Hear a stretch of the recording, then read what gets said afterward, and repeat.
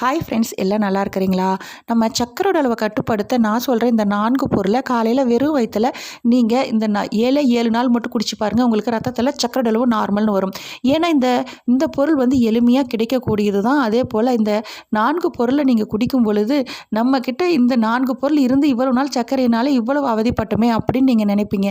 இந்த பொருளை குடிக்கும் பொழுது சர்க்கரை வந்த பிறகு நம்ம உடம்புல அதே போல் ப்ரெஷர், அதே போல் கொழுப்பு சக்தி நிறைந்த நம்ம வந்து எந்த உணவு சாப்பிட்டாலும் இந்த பொருளை நீங்கள் குடிக்கும் பொழுது நம்ம உடம்புல கொலஸ்ட்ராலே வராது, ஹார்ட் ப்ராப்ளம் ஏற்படாது.